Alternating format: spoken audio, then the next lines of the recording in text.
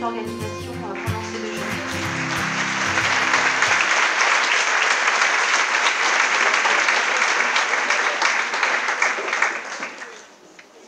Je souhaiterais aussi les remercier de nous avoir proposé de venir communiquer. C'est notre première communication. Pour 2 raisons. Parce que d'abord, on est un réseau tout jeune sur le champ de l'orientation. On a juste 1 an. Et c'est important pour nous de pouvoir expliquer ce qu'on fait, mais surtout pourquoi on fait les choses. Donc nous sommes 30 aujourd'hui répartis sur toute la France. Et puis parce que l'orientation, c'est quelque chose de rarement évoqué dans le champ de l'éducation, et notamment quand on prend un peu des partis pris alternatifs. Et en même temps, l'éducation, qu'est-ce que c'est? On n'éduque pas pour le plaisir d'éduquer, on n'éduque pas pour éduquer, on n'éduque pas nos enfants pour nous. On les accompagne à prendre leurs ailes et à être autonomes et libres demain et faire ce qu'ils ont envie de faire, d'être épanouis, trouver du sens. C'est un peu le top là, de la pyramide de Maslow que nous a montré Karine tout à l'heure. C'est vraiment les accompagner à avoir du sens et faire ce qu'ils ont envie de faire et être libres. C'est peut-être ça le fruit de l'éducation. Donc l'orientation, forcément, joue un rôle important dans cette transition entre je suis enfant, je suis adolescent et je deviens adulte, si un jour on devient adulte, ça, voilà. Je deviens adulte, mais en fait je sais pourquoi je fais les choses. Donc depuis 2 jours, on a écouté des communications riches en termes d'expertise et très riches humainement. Alors intervenir après ça, voilà, ça met un peu de défi, un peu de pression, surtout comme ça à l'arrache. Donc moi je me sens un peu le besoin de me détendre et je vais vous proposer de m'accompagner à vous détendre si vous voulez bien.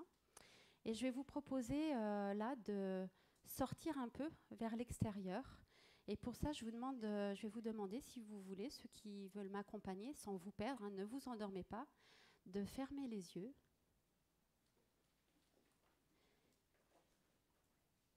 Et d'imaginer que vous êtes installé sur une terrasse, donnant sur un jardin, et vous sentez les premiers rayons du soleil, ce qui annonce une journée chaude d'été.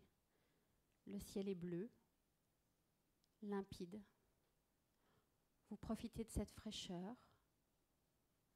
La lumière est encore douce et colore la nature qui s'éveille de nuances de vert, de contrastes de couleurs, de jolies perspectives. Juste le bruit d'un vol d'abeilles tournant autour d'un fond de jus d'orange dans un verre que les enfants ont laissé. Elle se pose sur le bord du pot de confiture, peut-être sur quelques miettes de pain ou de croissant.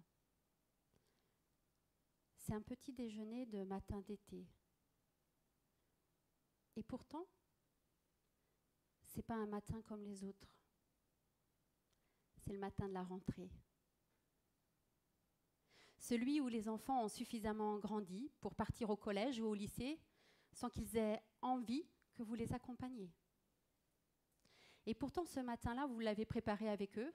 D'abord parce que la veille, il a fallu laver la robe qui n'était pas prévue parce qu'il faut la mettre le jour de la rentrée. Ou que vous voyez votre fils partir avec les baskets complètement destroy et vous vous dites franchement, il aurait pu prendre celle qu'on a achetée. Et puis en même temps, vous êtes nostalgique. Nostalgique de tous les autres matins de rentrée. Et en même temps, vous êtes plein d'espoir et plein d'envie pour cette nouvelle année de les voir s'épanouir. Alors ce matin-là, si vous revenez un peu avec moi maintenant, ce matin-là, je l'ai vraiment vécu. Et c'était un matin particulier parce que tous les matins, j'étais contente de retrouver quelqu'un. J'étais contente de retrouver Adèle. Adèle, c'est une jeune adolescente qui prend le bus juste en face de la maison. Et je la vois tous les matins, comme ça, prendre le bus. Et je savais que ce matin-là, j'allais la retrouver. Et elle est avec Zineb, sa copine en général, et Samy, son frère. Et j'allais la retrouver. Et ce matin-là, forcément, je les observe un peu comment ils sont. Et puis, Adèle, elle vit un peu au gré de ses envies. Hein. Parfois, c'est des jupes, parfois des jeans, des Doc Martens, des baskets. Elle se cherche, Adèle. Et ce matin-là, en fait, c'était pas un matin comme les autres. Parce que alors que j'étais en train de ranger la table du petit déjeuner, qu'il y avait les ados de l'autre côté, il y avait aussi la radio. Et quand j'écoutais la radio, j'entendais ça. Ce que vous voyez là. La courbe des statistiques, les statistiques de réussite scolaire, les statistiques de l'éducation. La France, 5e puissance mondiale économique, mais 26e pays sur 54 en termes d'éducation. J'entendais qu'on était les champions de la reproduction des inégalités. Pour 20% des enfants, l'origine sociale joue sur les résultats, que nous avions 9% de décrocheurs. Et moi, quand j'entendais ça, ça me mettait en colère. Ça me mettait en colère parce que je n'avais pas du tout envie que ces enfants-là, ces jeunes-là, qui sont peut-être vos enfants, vos élèves, peut-être vous jeunes, soient résumés juste à un point sur une courbe de statistiques.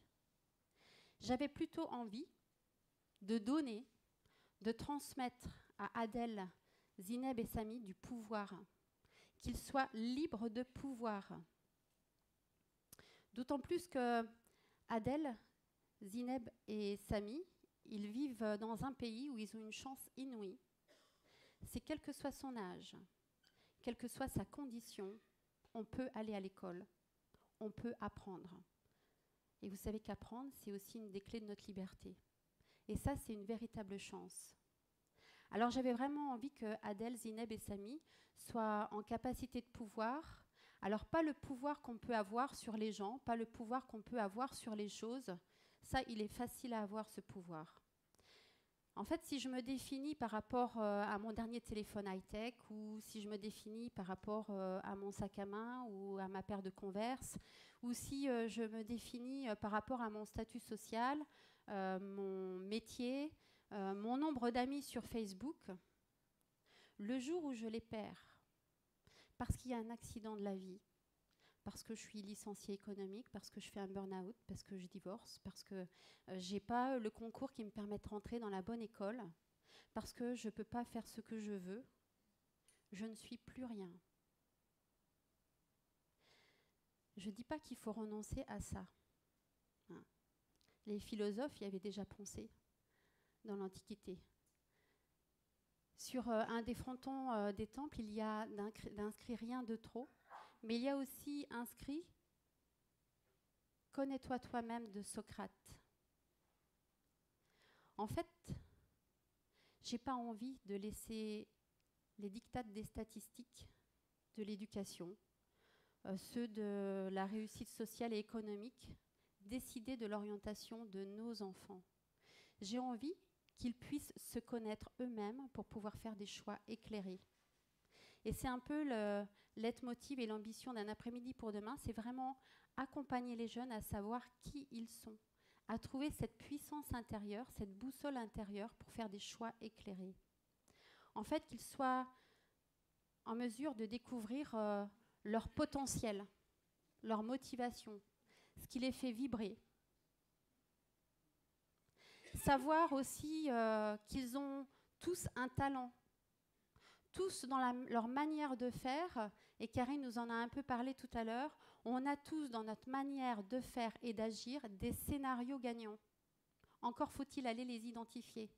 On a des scénarios perdants, et c'est normal, on n'est pas des Superman, on a des scénarios perdants aussi. Et c'est bien de connaître ses limites. C'est pas la peine d'aller se fourvoyer dans des métiers où on va utiliser nos limites, parce qu'en termes d'adaptabilité, on va s'adapter, on peut apprendre, on a tous appris. Sauf que lorsqu'on est constamment dans nos limites, on s'adapte et on finit par faire des burn-out. Donc j'avais envie que Adèle, Samy et Zineb puissent connaître, puissent comprendre quelle était leur puissance intérieure, leur motivation, leurs besoins, mais aussi leur scénario de réussite, leur potentiel et leur talent, ainsi que leurs limites. Pourquoi c'est aussi important de connaître ça ? Parce qu'on l'a dit tout à l'heure, le monde va vite. On est dans un monde où on n'a jamais eu autant de choix. Aujourd'hui, on peut communiquer de Pékin à New York. Le monde est un petit village. Tout est sur la toile. On n'a jamais eu autant de choix, autant de possibilités, mais en fin de compte, je pense qu'on n'a jamais autant été perdu. On ne s'est jamais autant posé de questions, et à chaque chose, à chaque décision, en fait, on nous demande de faire un choix. Alors dans cet espace qui va très vite, dans cette révolution, on vit une révolution à peu près identique à celle qu'on a vécue à la fin du 19e siècle et au début du 20e siècle avec l'industrialisation. En fait, on ne sait pas quels vont être les métiers de demain. On sait que déjà, il y a des métiers d'hier qui ont disparu. On sait qu'aujourd'hui, il y a des métiers d'aujourd'hui qui vont disparaître demain et on ne sait pas quels sont les métiers de demain. Il est utopiste de tout vouloir maîtriser. En fait, je vous ai mis quelques statistiques. Le Conseil d'orientation économique, placé sous la responsabilité du Premier ministre, évalue à 10% la disparition des emplois en raison de la robotisation et l'intelligence artificielle. L'OCDE, qui est une commission internationale, évalue, elle, à 9% la disparition de ces métiers, ce qui correspond à peu près à 2 millions d'emplois en France. Mais ne soyons pas alarmistes, ces métiers ne vont pas totalement disparaître, ils vont aussi évoluer avec les nouvelles technologies. Et on considère que sur ces 10 ou 9%, il y a 6% qui vont évoluer. Et puis il y en a d'autres qui vont naître au regard de nouvelles façons de vivre, au regard de nos besoins en éducation, de nos besoins en santé, de l'allongement de la vie, en raison aussi de nos choix écologiques, du développement durable et de la nécessité de réfléchir à préserver notre planète et à vivre autrement. Donc on ne sait pas quels sont ces métiers, quels vont être les métiers de demain. Par contre, dans ce monde-là qui évolue, ce qu'on peut connaître le plus, ce qu'on peut approcher le plus, si on ne peut pas maîtriser l'environnement, c'est maîtriser soi, c'est s'approcher le plus possible. Savoir comment on fonctionne. Et ce qui fera la réussite de nos enfants, de Samy, Zineb et Adèle, c'est leur adaptabilité. C'est leur capacité de faire un choix professionnel aujourd'hui, qui leur convient maintenant, mais aussi de posséder cette boussole pour faire un autre choix demain. Des choix professionnels dans un environnement qu'on ne connaît pas encore. Ça, pour nous, c'est faire le pari de l'orientation durable. Parce que plus on se connaît, plus on peut faire des choix éclairés et moins on subit notre environnement. Et puis dans cet environnement où on a le choix, on a beaucoup de choix,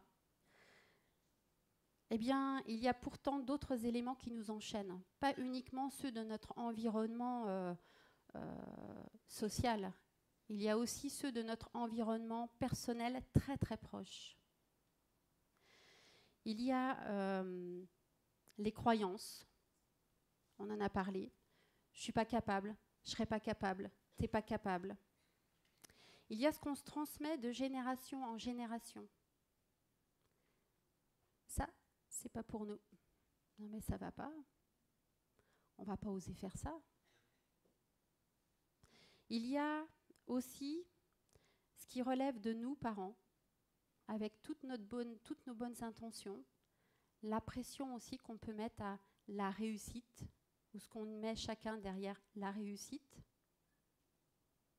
Il y a aussi les représentations sociales de nos communautés dans lesquelles on vit. Ça, c'est pas un métier pour les garçons, c'est pas un métier pour les filles. Non, mais tu peux faire mieux que ça. Ça, je l'entends énormément quand j'anime des ateliers. Non, mais tu peux faire mieux que ça quand même. On va pas gâcher, tu as un bac S avec mention. Et puis, il y a les plafonds de verre qu'on se met. Et puis, il y a aussi les copains et les copines. À l'ère d'Internet et des réseaux sociaux, il ne faudrait pas sortir du groupe, on ne sait jamais si on se retrouvait tout seul.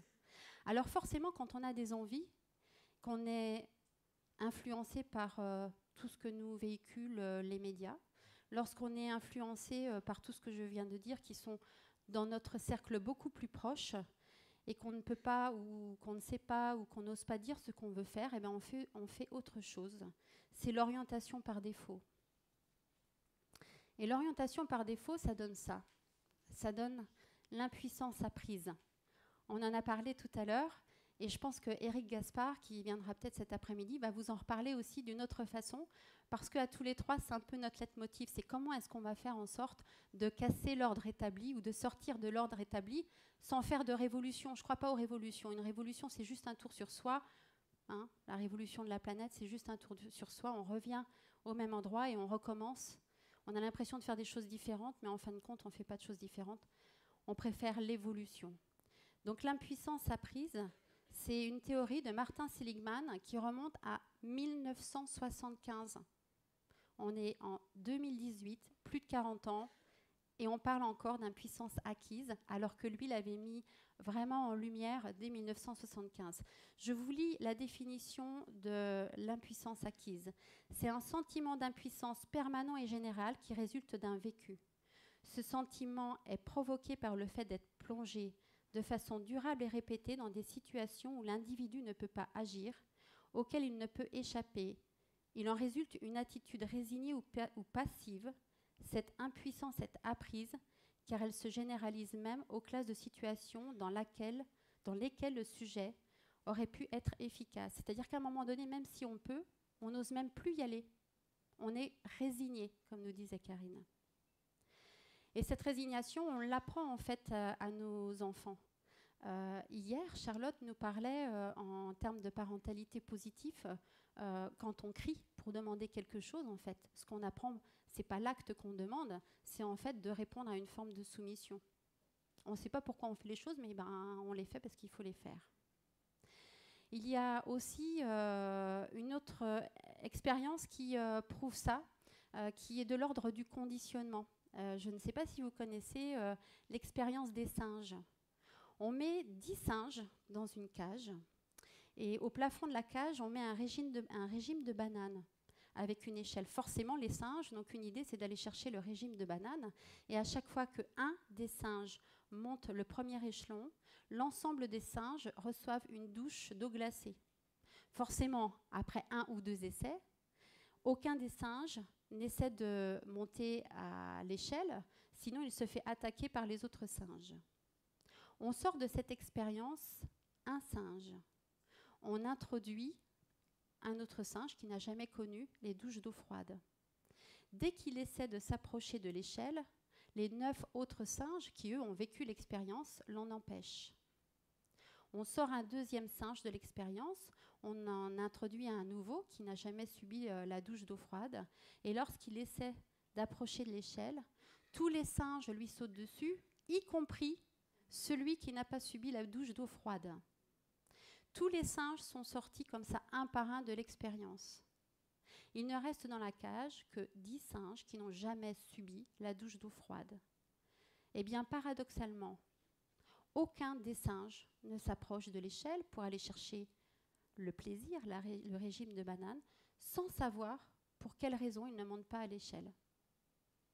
C'est quand même assez édifiant. Alors, comment est-ce qu'on peut accompagner Adèle, Samy et Zineb à trouver leur boussole intérieure, leur puissance, sans être influencés par l'environnement dans lequel ils vivent? C'était un peu notre réflexion quand on s'est posé la question de comment construire un après-midi pour demain. Et pourtant, on s'est dit aussi, il y a plein de personnes inspirantes qui, elles, ont su remettre en cause l'ordre établi. Comment ont-elles fait? Alors, Albert Einstein, Jess Owens, je ne sais pas si vous connaissez, le premier athlète noir à avoir été recordman du monde, à un moment très particulier puisqu'il a participé au JO de 1936 en Allemagne. Donc il a cumulé quand même, en termes d'ordre établi, un certain nombre d'éléments. Simone Veil, Steve Jobs, Mère Teresa, Hélène Boucher, Jean-Louis Etienne, Marie Curie. Comment est-ce que ces personnes-là, ces personnes inspirantes, ont-elles fait pour dépasser l'ordre établi? Oui, elles sont expertes dans leur domaine, elles sont légitimes, elles incarnent cette légitimité, mais surtout, qu'est-ce qui les a poussées à dépasser l'ordre établi, alors que pour certaines, elles sont passées quand même par des moments de vie très difficiles, des débuts chaotiques, mais elles ont dû faire face à des environnements hostiles, des environnements physiques ou des environnements sociaux hostiles. peut-être qu'à l'intérieur, ce qu'elles ont ressenti, c'était cette forme de puissance, cette forme de motivation, le fait qu'elles pouvaient se dépasser parce que c'était juste pour elles, qu'elles ont utilisé leurs compétences, mais qu'elles ont su aussi identifier leurs limites, parce que dans des milieux hostiles, c'est important de connaître sa limite pour rester en vie. C'était 3 facteurs importants. C'est ce qui a fait que ces personnes ont pu dépasser l'ordre établi, parce que c'était d'abord juste pour eux, juste aligné pour eux. Et il y avait quelque chose de supérieur qui les poussait à le faire. Alors elles ont sûrement eu peur. Superman a aussi peur.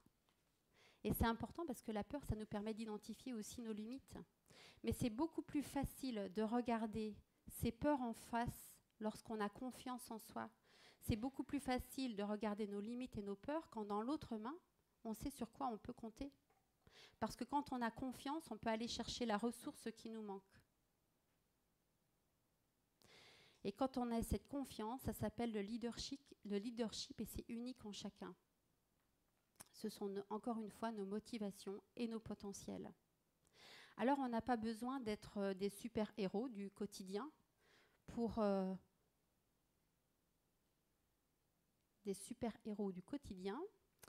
avoir ce leadership ou pour avoir cette puissance intérieure.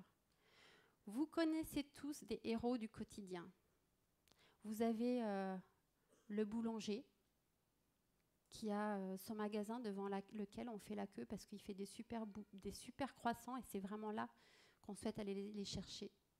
Vous avez tous rencontré dans votre vie un enseignant, un prof qui vous a fait grandir, qui vous a rendu grand. Vous avez peut-être rencontré aussi des médecins, des infirmières qui, au-delà d'un diagnostic, ont pu voir en vous des humains, des personnes, ont pris le temps de vous écouter. Vous avez peut-être rencontré des restaurateurs ou des cuisiniers qui sont capables de parler pendant des heures, des saveurs, des goûts, de pourquoi ils mélangent ça avec ça, et vous donnent envie de goûter à leur plat. Eh bien, c'est ça la puissance. C'est pas plus difficile que ça. C'est vraiment savoir pourquoi on est fait et en quoi ce pourquoi on est fait va nous permettre d'être épanouis.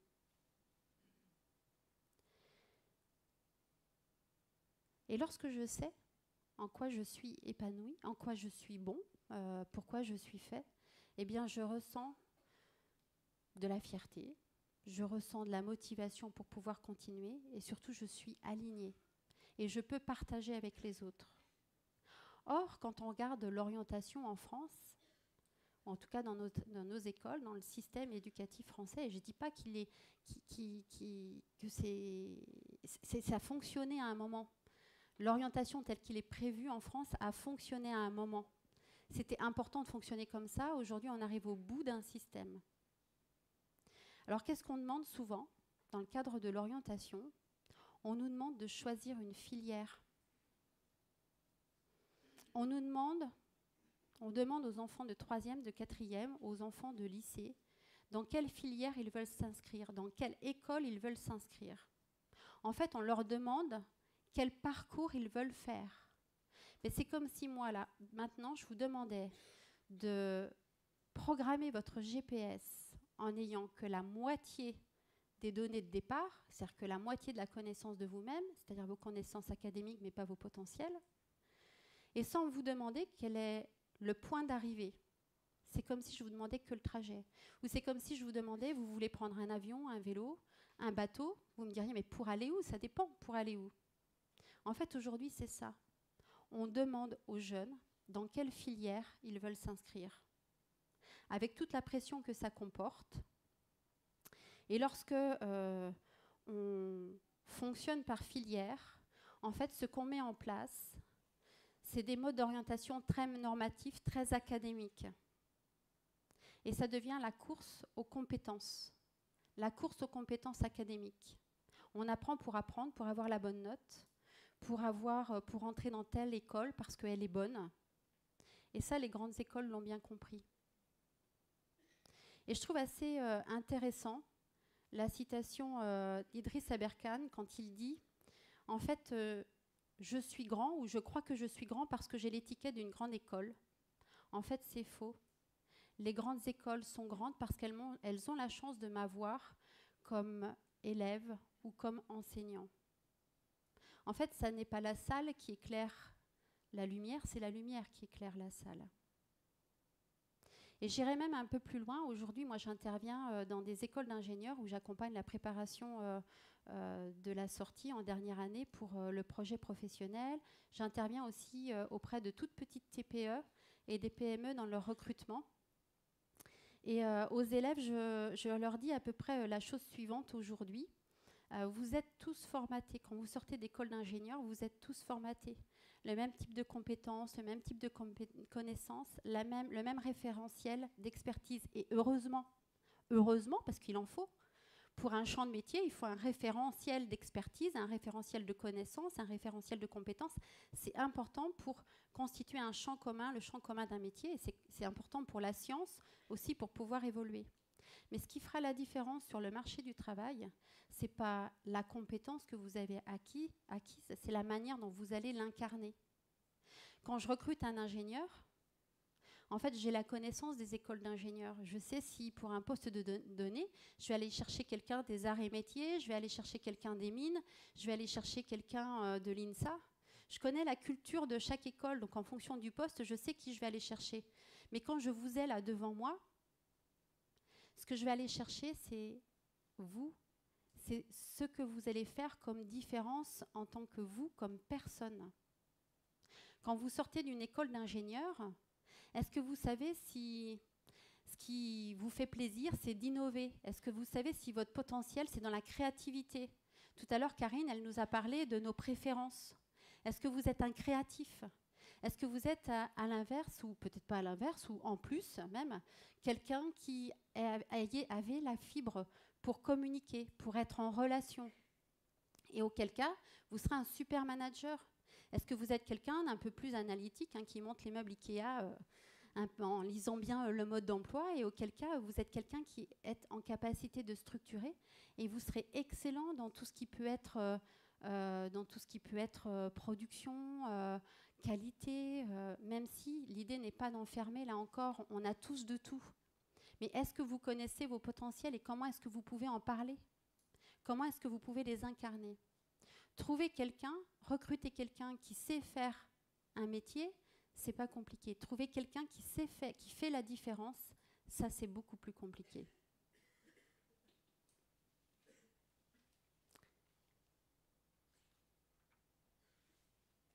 Alors pourquoi c'est si important d'avoir des gens qui font la différence? C'est parce que demain, et même aujourd'hui, on a déjà à faire face à des grands bouleversements. On a à faire face à des grands défis de société. Alors, je ne sais pas s'il faut faire un bac pro, je ne sais pas s'il faut faire un bac général, je ne sais pas s'il faut faire de l'apprentissage, je ne sais pas s'il faut passer par l'IUT, par les grandes écoles, je ne sais pas s'il faut passer par des écoles alternatives, je ne sais pas s'il faut être fonctionnaire, s'il faut travailler dans une start-up, dans une PME. Il n'y a pas de bonne ou mauvaise orientation, il y a juste l'orientation qui correspond à chacun. Parce que qu'est-ce qui se passe quand on prend une orientation un peu formatée? Il se passe la chose suivante, on fait son orientation, on y arrive, c'est un peu, voilà, on y va parce que on se dit qu'on a été bon en maths, donc on va faire un bac comme ça, ou on se dit qu'on est bon en français, donc on va faire un bac comme ça, et puis après on va arriver à une orientation. Et puis on n'aura pas forcément toujours très confiance en soi. Et quand on n'a pas confiance en soi, qu'est-ce qui se passe? En fait, on reste entre soi, les bleus avec les bleus, les jaunes avec les jaunes. Et puis peut-être que parmi les bleus, il y en a un qui a un peu plus de lead et qui va prendre la tête. Et peut-être que parmi les bleus, il y a quelqu'un qui va avoir un peu plus de lead et qui va prendre la tête. Et puis, eh bien, ça sera une bataille d'experts entre les bleus et les jaunes. Et il y a un camp qui va disparaître. Et plus on fait la même chose, plus ça produit la même chose. Par contre, si les bleus et les jaunes savent exactement pourquoi ils font les choses, en quoi ils sont motivés pour les faire, en quoi ils ont le potentiel, mais en quoi ils ont aussi des limites, et qu'ils peuvent aller chercher chez les jaunes la complémentarité, alors ça va donner quoi? Ça va donner de l'innovation. Ça va donner du vert. Il y aura du vert un peu plus bleu, du vert un peu plus jaune, il y aura du vert très vert, et il y aura des bleus et il y aura toujours des jaunes. Mais en tout cas, on aura de l'innovation.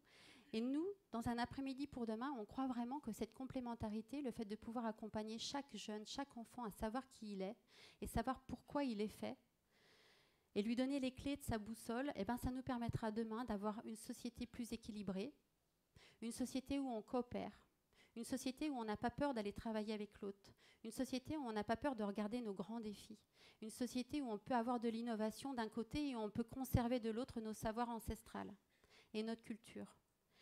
Et c'est pour ça qu'est né un après-midi pour demain. Alors un après-midi pour demain, on s'est dit aussi quels sont les outils qu'on peut avoir à notre disposition pour accompagner ces jeunes. Et pourquoi, à un moment donné, où peut-être tout le monde dit « Ah, il faut s'orienter à 14 ans, 15 ans, 16 ans, c'est compliqué, on demande aux jeunes ce qu'il faut faire », eh bien, les neuroscientifiques nous disent que peut-être que le moment le mieux, le plus opportun, pour faire son orientation, c'est le moment de l'adolescence. Pourquoi? À l'adolescence, il se passe plein de choses dans notre cerveau. Et très longtemps, on a pensé que les adolescents, c'était des grands enfants ou des petits adultes. Eh bien non, les adolescents, ce sont des adolescents en particulier, et Karine peut vous l'expliquer bien mieux que moi parce qu'elle a cette compétence-là. Il se passe plein de choses dans notre cerveau au moment de l'adolescence. Je vous invite à aller lire les travaux de Céline Alvarez et Sarah Jane Blakemore. Céline Alvarez, elle nous dit la chose suivante. Au moment de l'adolescence, justement dans notre cerveau préfrontal, dans notre cortex préfrontal, dont nous a parlé tout à l'heure Karine, on a la matière grise. Et dans cette matière grise, on a les cellules synaptiques qui nous permettent de faire des connexions entre les neurones. Et vous savez qu'à chaque fois que vous faites une nouvelle expérience, vous avez des nouvelles connexions qui se passent, qui se créent. Et on sait que le pic de matière grise, il a lieu au moment de l'adolescence et qu'après, il décroît. Ça ne veut pas dire qu'après l'adolescence, on ne peut plus apprendre. Grâce à la plasticité cérébrale, on sait qu'on peut apprendre bien longtemps après. Et on sait que, par exemple, dans le handicap, on peut apprendre même à faire des choses différemment. Mais on sait aussi que puisque c'est l'expérience qui nous permet ces connexions neuronales, eh bien, vous imaginez de la naissance jusqu'à l'adolescence le nombre d'expériences que vous avez faites et donc le nombre de connexions que vous avez faites. Et donc on peut se dire qu'à l'adolescence, alors que le pic de matière grise il est le plus important, eh bien, vous êtes hyper connectés. Et à la fin de l'adolescence, qu'est-ce qui se passe? On a une chute de cette matière grise et on a ce qu'on appelle l'élagage synaptique. C'est-à-dire que les réseaux neuronaux qui sont les moins utilisés disparaissent au profit de ceux qui sont les plus utilisés. Alors ça ne veut pas dire qu'on devient moins intelligent à la fin de l'adolescence. Ça veut dire qu'on devient expert. Ça veut dire qu'on a un potentiel qui nous est propre. On est expert dans un domaine. Alors utilisons le moment de l'adolescence pour permettre à chaque jeune de savoir dans quel champ il est expert, de connaître ses scénarios de réussite et son expertise. Sarah Jane Blakemore, elle nous explique aussi que dans notre cerveau limbique, dans notre système limbique, celui des émotions justement, le circuit qui est engagé dans le traitement de nos émotions, et particulièrement le circuit de la récompense, celui qui procure notamment un sentiment de plaisir à prendre des risques par exemple, cette partie du cerveau s'avère plus sensible chez l'adolescent que chez l'adulte. Et donc, le moment d'adolescence, c'est un moment fabuleux pour prendre des risques s'ils sont accompagnés, mais aller découvrir des nouveaux champs professionnels qu'on ne connaissait pas. C'est un moment de pleine créativité. Donc, utilisons ce moment-là aussi pour aller explorer des champs qu'on ne connaît pas, des champs professionnels qu'on ne connaît pas. Le troisième élément, et Karine nous l'a expliqué tout à l'heure, c'est le plaisir. On apprend beaucoup mieux lorsqu'on se fait plaisir. Pourquoi? Parce que lorsqu'on se fait plaisir, et rappelez-vous les enfants, les tout petits, ils sont capables de concentration très longtemps. Je vous rappelais, vos enfants, vos bébés, vous les avez vus jouer très longtemps avec la même chose, là, la même étiquette là, du doudou qui sont en train de bouger sans cesse, ils sont capables de se concentrer. Pourquoi? Parce qu'ils sont dans à la fois la découverte, mais aussi le plaisir. Et quand on est dans le plaisir, on sécrète une hormone qui s'appelle la dopamine, qui est l'hormone de la motivation. On est motivé pour faire quelque chose, on est motivé pour continuer. Ça nous donne du plaisir, alors on continue encore et encore. Et bien cette hormone-là, elle est très présente chez les adolescents au moment de l'adolescence.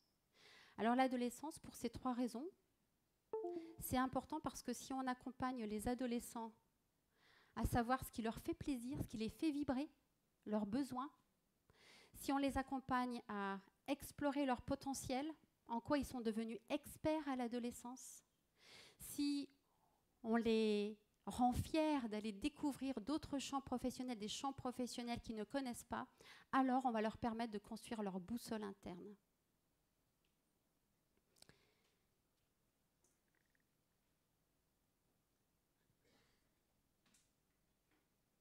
Ça ne fonctionne plus.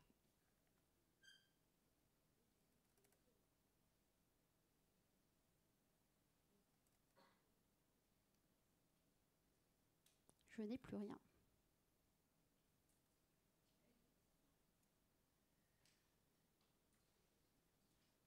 Je vais juste, si quelqu'un veut venir m'aider avec le PC, et puis moi continuer en live, hein, je vais m'adapter.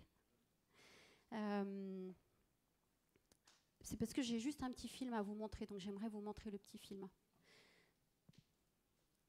Hop.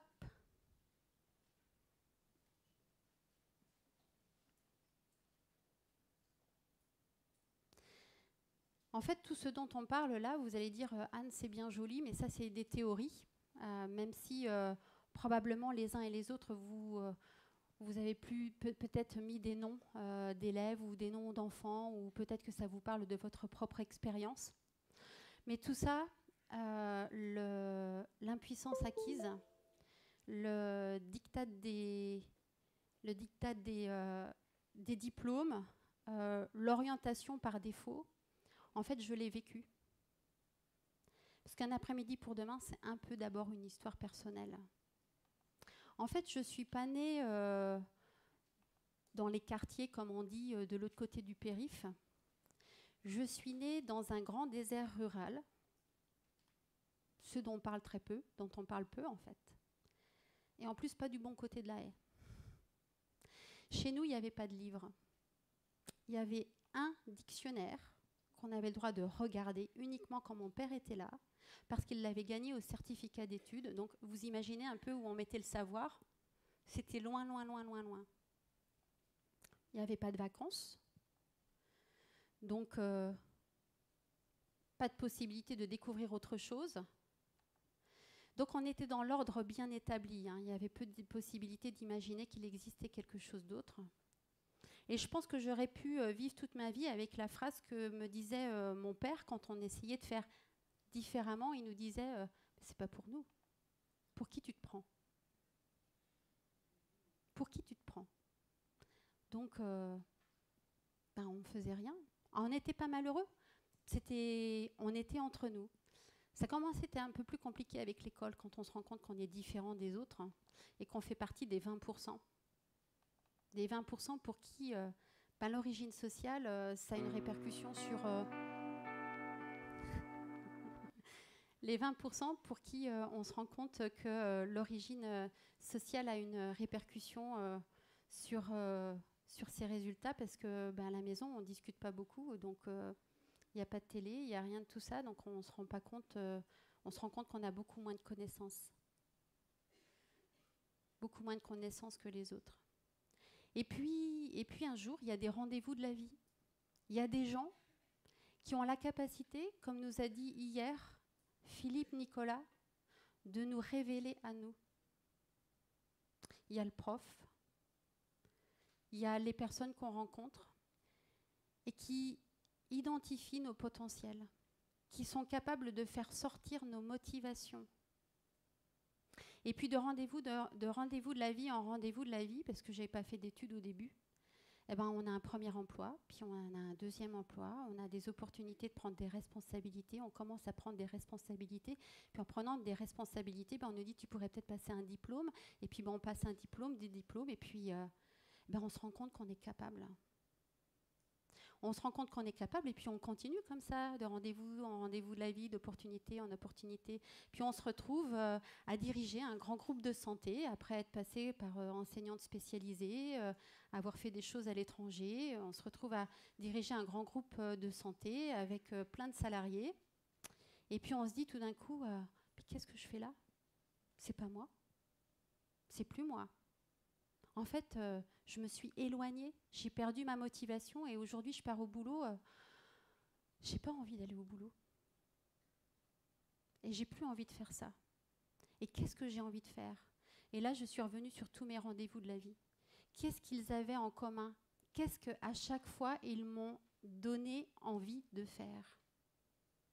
Et ce dont je me suis aperçue, c'est que ce que j'avais envie de faire, ça c'est mon histoire. Et on a chacun ses propres leviers de motivation, c'était de faire bouger les lignes de la société.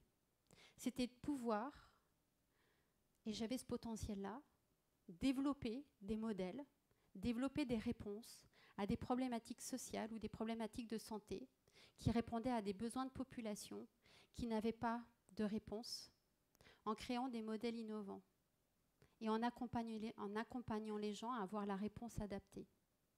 Et là, j'ai dit bye bye, je vous quitte, je démissionne, je m'installe en libéral. Et on m'a dit mais t'es folle, c'est un suicide professionnel. J'ai dit on verra bien. Pourquoi? Parce que j'étais capable de dépasser cet ordre établi, parce qu'à l'intérieur de moi, il y avait un truc qui me poussait, qui faisait que de toute façon, je ne pouvais pas rester où j'étais et que j'avais besoin, ça me poussait, c'était plus fort. Alors, j'ai créé à ce moment-là Zest Développement, qui a été le premier cabinet de coaching il y a 4 ans, où j'ai accompagné des professionnels dans leur repositionnement professionnel. Donc j'ai beaucoup aimé votre question, madame, sur la question des profils et en entreprise, qu'est-ce qu'on en fait? Et pourquoi on a chacun notre place aussi en entreprise?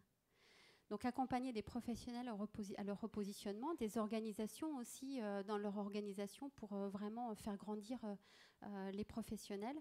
Et puis surtout les jeunes, parce que je me disais que les jeunes, c'est nos futures graines de citoyens de demain. Et que si on commence par eux, si on commence par leur donner la chance de savoir qui ils sont, de trouver leur boussole, on aura une société plus équilibrée parce qu'ils auront confiance en eux, ils sauront pourquoi ils font les choses, ils n'auront pas peur de collaborer et d'innover. Et on pourra répondre aux défis de demain. Et donc forcément, j'avais très envie de partager ça avec d'autres. Et donc j'ai créé la franchise solidaire Un après-midi pour demain avec cette méthode-là, avec uniquement des outils issus des neurosciences. Et comme il y a quelque chose aussi qui est très fort, qui est l'accès pour tous à ce genre de service, je ne voulais pas que ces bilans d'orientation qui sont basés sur les neurosciences et qui permettent à chacun de trouver sa boussole soient juste pour une élite, juste pour des parents qui ont un savoir, une éducation et qui savent où vous existez et qui sont capables de venir taper à votre porte, ni juste pour les gens qui ont la capacité de se l'offrir. Donc en fait, on a créé un modèle économique circulaire qui permet de venir abonder un fonds solidaire, qui permet à des jeunes dont les parents n'ont pas la capacité financière ou qui sont un peu extraordinaires, des jeunes qui n'ont pas eu la chance du début de la vie, de pouvoir bénéficier gratuitement de ces bilans d'orientation. Donc ce sont des jeunes soit qui ont une problématique socio-économique, et c'est le coefficient CAF qui fait foi, soit des jeunes en situation de handicap. Et cette année, on a un gros travail, on fait un travail avec les Asperger, les autistes, parce que c'est un des champs des handicaps où aujourd'hui en France, en fait, on a le moins de réponses. Ou en tout cas, on n'a pas moins de réponses, mais on a mis en place le moins de réponses que pour les autres situations de handicap. Et puis les jeunes primo-arrivants, ceux qui sont éduqués mais qui ne connaissent pas la langue française et qui ne connaissent pas le système éducatif français. Donc on a mis en place ce fonds solidaire qui permet à ces jeunes de pouvoir bénéficier aussi d'un accompagnement. Donc on est tout jeune et on débute. Et comment ça se passe, les ateliers Un après-midi pour demain? On n'est pas magique, hein, on a juste suivi ce que nous disaient les neurosciences. On a d'abord un jeu de cartes, un serious game, avec un questionnement un peu particulier, donc issu des sciences neurocomportementales là aussi, qui permet en fait à chaque jeune, alors ça se passe en 2 heures en individuel ou en 3 heures en collectif, Et ça permet à chaque jeune, grâce à ce moment-là, de pouvoir parler, s'exprimer, mais de manière indirecte, parce que c'est très difficile quand même parfois de faire parler un adolescent sur lui. Donc avec ce jeu-là, ce Serious Game, eh ben, on arrive à rentrer dans des process internes très très rapidement et aller chercher la molécule là, de la motivation, là, la dopamine, celle qui fait qu'on peut ressortir nos besoins et ce qui nous fait vibrer dans la vie. Et puis on a une autre étape où on va chercher, grâce à un questionnaire basé sur les sciences neurocomportementales, là où on a nos potentiels, là où ils sont experts. Et une fois qu'on connaît leurs besoins, leurs motivations, une fois qu'on connaît leur scénario de réussite, eh bien on va chercher avec eux les champs professionnels dans lesquels ils pourront s'épanouir. Et uniquement une fois qu'on a le point d'arrivée, eh bien, à ce moment-là, on commence à dresser le parcours scolaire qui va leur permettre d'arriver là où ils veulent aller. Et ils repartent avec un livret qui est complètement personnalisé. Leur boussole, qui va leur permettre ensuite d'échanger avec leurs parents et avec nous. Donc c'est ça un après-midi pour demain. Aujourd'hui, on est une trentaine répartis sur toute la France. Bien, on a envie de faire bouger les lignes. On a envie d'avancer. Et je pensais que le petit film allait fonctionner parce qu'on avait prévu des témoignages. Donc il arrive. On a prévu des témoignages parce que c'est les jeunes qui en parlent le mieux, ainsi que les parents. Donc je vais leur laisser la parole.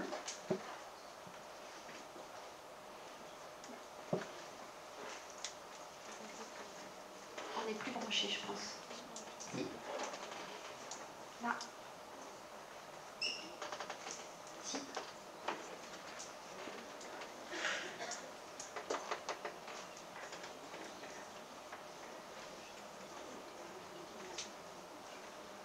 Alors en attendant, ce que je voulais vous proposer après le film, alors on va faire un peu de changement, parce que de toute façon on a fait des changements entre l'après-midi, le matin, le PowerPoint qui ne fonctionne plus, donc on est dans l'adaptabilité la plus totale. J'avais envie, si vous avez envie, vous aussi, de contribuer pour les jeunes, à transmettre quelque chose, parce que je crois que c'est vraiment les futurs citoyens de demain. C'est d'eux dont va dépendre un peu la société qu'on aura demain et notre capacité aussi à faire face aux grands défis environnementaux. J'avais envie de vous proposer une contribution collective, là, ensemble. Et on va distribuer... On va le laisser, hein. On va le laisser, on lance, ça marche. Au-delà d'outils qui accompagnent l'orientation basée sur les neurosciences, au-delà d'un mouvement de franchisés solidaires et responsables qui apportent à tous les jeunes, quel que soit l'endroit où ils sont en France, des bilans d'orientation, c'est créer vraiment un mouvement un peu alternatif pour que demain on ait une société plus équitable, plus responsable et que tous ces jeunes-là qui sont le terreau de demain se connaissent suffisamment pour faire des choix éclairés demain. C'est vraiment cette ambition-là, un après-midi pour demain. Moi je trouve que dans l'enseignement, que dans le cheminement au lycée, les jeunes ils ressortent avec l'impression que s'ils ratent leur terminale, leur vie est ratée, ou ils vont pas pouvoir, enfin s'ils n'ont pas un bon dossier, ils vont pas pouvoir entrer dans la filière qui leur convient, et qu'il n'y a qu'une filière, enfin voilà, et donc ils se mettent une pression aussi très forte par rapport à ça. Or, ce que fait un après-midi pour demain, c'est aussi de révéler que on a plusieurs facettes, on a plusieurs cordes à son arc, qu'elles sont mobilisables pas forcément tout le temps, et elles peuvent être elles pourront servir à d'autres moments, et puis qu'aujourd'hui on a envie de faire ça, mais on a aussi des capacités en soi qui nous permettront de changer de métier et d'y être bien. Et donc je trouve que ça rassure, c'est-à-dire que voilà, il y a plusieurs chemins, si la route est barrée, ben, on va pouvoir en trouver un autre, et ça sera quand même en phase avec ce qu'on est. À notre âge, on n'arrête pas de nous demander ce qu'on souhaite faire après le lycée, donc c'est un peu chiant. Et du coup, j'ai fait bah oui, pourquoi pas, et on a fait cette séance-là. Et c'est vrai que je m'attendais pas du tout à que ce soit quelque chose comme ça. C'est une approche qui est vraiment différente des autres approches que par exemple les conseillères d'orientation au lycée elles ont. Et on a eu du coup des cartes qu'elle nous avait mis, qu'on devait choisir. Donc c'était super sympa parce que ça nous a permis de nous connaître et de savoir les choses dont on a besoin dans un travail ou quelque chose comme ça, pour qu'on s'y plaise. Et c'est vrai que ça m'a beaucoup aidé à m'orienter, quoi, à me connaître mieux. J'avais déjà des ressentis. Je me suis dit, ah, c'est pas mal, ça me plaît. Quand on regarde par exemple des documentaires à la télé, ah oui, c'est bien ce qu'ils font. Mais après, on n'arrive jamais à placer les points sur les i, à se dire, ah, mais c'est ça en fait. Et là, ça pose vraiment tout sur la table et on sait pourquoi on est là et pourquoi on veut faire ça. Et tu t'attendais à ça? Non, pas du tout. Je m'attendais à que ça soit un peu carré, strict, qu'on fasse un programme un peu comme la conseillère d'orientation, mais un peu mieux. Mais c'est beaucoup plus ludique et on ne travaille pas, on n'a pas... On leur a rien demandé. Hein. C'est une méthode supra originale. Je pensais pas qu'on pouvait faire ça comme ça. Le fait de pouvoir avoir un atelier où elle réfléchit sur un temps concis et qu'elle ait à peu près les mêmes outils qu'on peut avoir dans le monde professionnel pour asseoir ses choix ou asseoir ses envies, j'ai trouvé ça génial.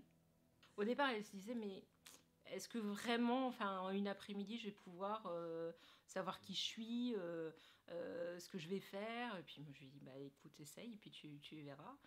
Apparemment, elle a été convaincue, donc c'est plutôt bien. Les notes, ça veut rien dire, ça change en fonction d'un prof, ça change en fonction d'une matière. Ça veut rien dire. Se limiter à une note, c'est un peu nous définir sous un chiffre. C'est clairement l'envie qui va pousser les notes. Et puis maintenant, je sais ce que je veux faire encore mieux qu'avant cet après-midi. Et je vois clairement là où je dois travailler pour réussir. Et maintenant, oui, j'ai envie. J'ai beaucoup plus envie de travailler qu'il y a 2 jours.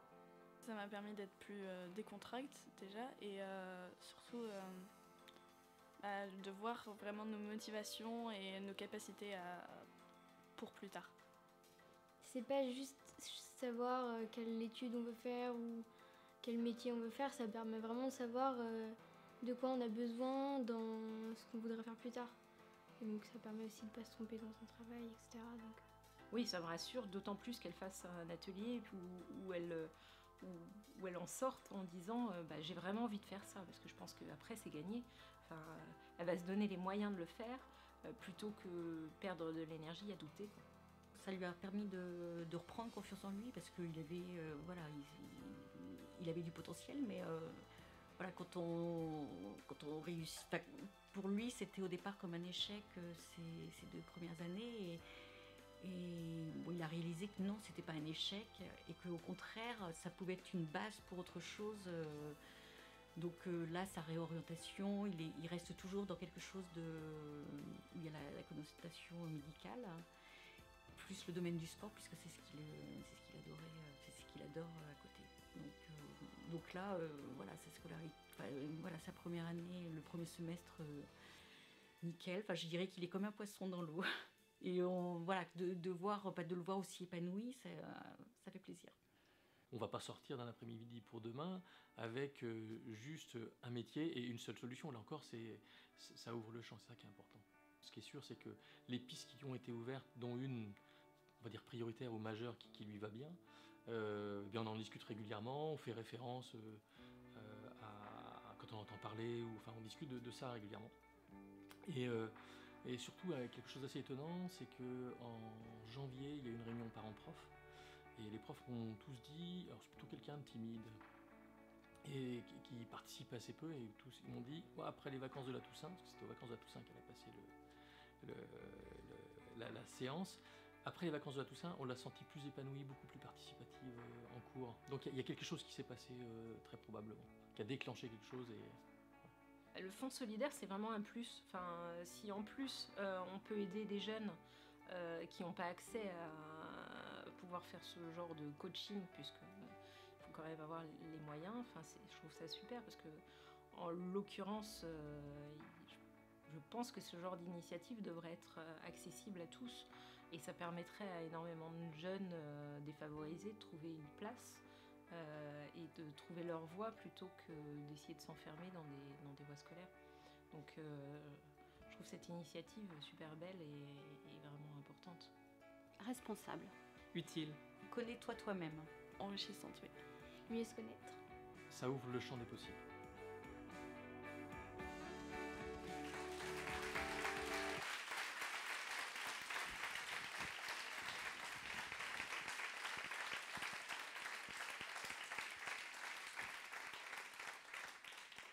J'ai toujours, quand je regarde cette vidéo, beaucoup d'émotions parce que en fait, j'ai pas assisté au tournage, je voulais pas être là et je voulais que personne, qu'aucun professionnel soit là pour laisser les enfants et les parents libres de parler. Et c'est toujours beaucoup d'émotions parce qu'en fait, c'est eux qui sont ambassadeurs et c'est eux qui savent ce dont ils ont besoin. Donc ça, c'est super. Et j'ai vraiment, je vous invite à ce qu'on contribue collectivement là, ici, aujourd'hui, à leur transmettre un message à ces jeunes. Donc on va faire passer des petits post-it. Je vous propose d'écrire la phrase que vous avez envie de transmettre à un jeune imaginaire ou peut-être un jeune que vous connaissez.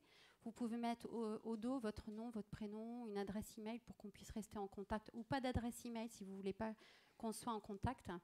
Et nous, on va éditer un petit jeu de cartes. Et à l'issue de chaque atelier, les jeunes pourront tirer une carte et ce sera un message de l'un de vous, là, aujourd'hui, que vous leur transmettrez pour demain. Et on s'engage à faire en sorte que ce jeu de cartes, lorsqu'on l'aura édité, soit disponible aussi sur notre site web et donc vous pourrez en bénéficier. Mais j'avais vraiment envie qu'on coopère aussi, nous, entre nous, parce que vous avez chacun quelque chose à transmettre et que ce soit vraiment une contribution collective. Merci. Donc on est 4 de l'équipe, parce qu'on fait tout en équipe, nous. Voilà. Comme on a tous des limites, on a besoin d'avoir les ressources des autres. Donc vous avez Karine, de nouveau Karine et Myriam. Et vous pouvez à la pause ou à midi ou à un moment venir nous redonner vos petits post-it pour qu'on puisse faire ce fameux jeu de cartes.